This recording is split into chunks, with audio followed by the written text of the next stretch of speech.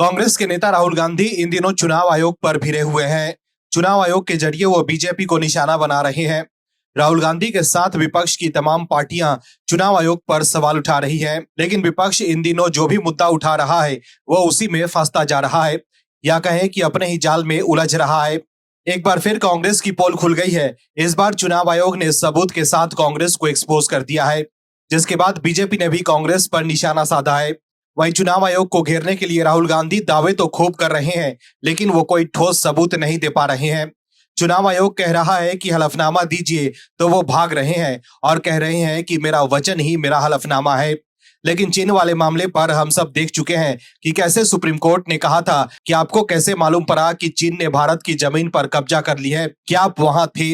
इसको लेकर आप सबूत दीजिए, तो वो टॉप कोर्ट में पलट गए और कोई सबूत नहीं दे पाए।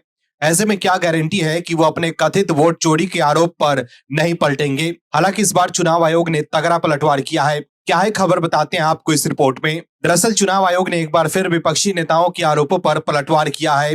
चुनाव आयोग ने राहुल गांधी, तेजस्वी यादव समेत तमाम नेताओं का नाम लिए बिना कहा है कि बिना सबूत आरोप लगाने की बजाय लिखित में शिकायत दर्ज कराएं, ताकि उचित कार्रवाई की जा सके। भारतीय चुनाव आयोग का कहना है कि एक व्यक्ति एक वोट का कानून 1951-52 में भारत के पहले चुनाव से ही अस्तित्व में है। अगर किसी के पास भी चुनाव में किसी व्यक्ति की ओर से 2 बार मतदान करने का कोई सबूत है, तो उसे बिना किसी सबूत के भारत के सभी मतदाताओं को चोर बताने की बजाय एक लिखित हलफनामे के साथ चुनाव आयोग के साथ साझा किया जाना चाहिए। चुनाव आयोग ने कहा है कि वोट चोर जैसे गंदे शब्दों का इस्तेमाल करके हमारे मतदाताओं के लिए एक झूठी कहानी गढ़ने की कोशिश न केवल करोड़ों भारतीय मतदाताओं पर सीधा हमला है, बल्कि लाखों चुनाव कर्मचारियों की ईमानदारी पर भी हमला है। दरअसल यूपी कांग्रेस ने अपने एक्स हैंडल पर एक वोटर लिस्ट की कॉपी शेयर कर लिखा था कि वाराणसी में चुनाव आयोग का एक और चमत्कार देखिए। मतदाता सूची में एक ही व्यक्ति राजकमल दास के नाम पर 50 बेटों का रिकॉर्ड दर्ज है। सबसे छोटा बेटा राघवेंद्र, उम्र 28 साल, और सबसे बड़ा बेटा बनवारी दास, उम्र 72 साल।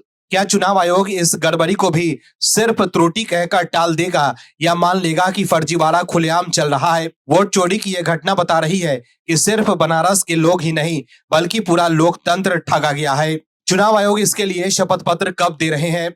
लेकिन कांग्रेस के इस पोस्ट पर चुनाव आयोग ने करारा जवाब दिया है।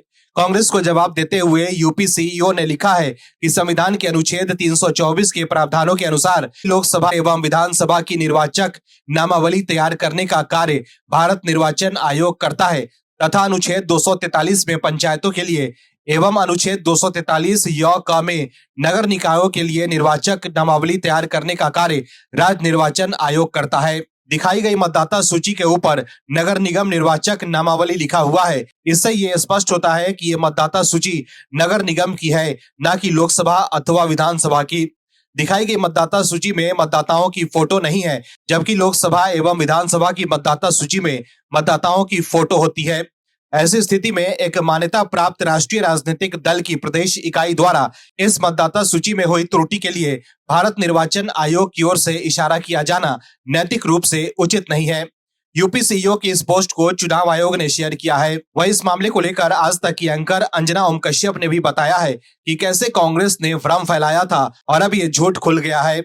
अंजना के इस वीडियो को शेयर कर बीजेपी नेता अमित मालविया ने एक्स पर लिखा है कि वाराणसी में वोट चोरी पर कांग्रेस ने न केवल भ्रम फैलाया, बल्कि सनातन धर्म की गुरु शिष्य परंपरा पर भी आघात किया। धर्म, आस्था और लोकतंत्र, इन तीनों पर कांग्रेस का हमला देश की संस्कृति और संवैधानिक मूल्यों के प्रति उनकी असली सोच उजागर करता है। दर्शकों, कांग्रेस के कथित वाराणसी वोट चोरी के आरोपों के बाद जब जांच के लिए मीडिया की टीम मौके पर पहुंची, तो पता चला कि ये पता राम जानकी मठ मंदिर का है, जिसे आचार्य राम कमल दास ने स्थापित किया था।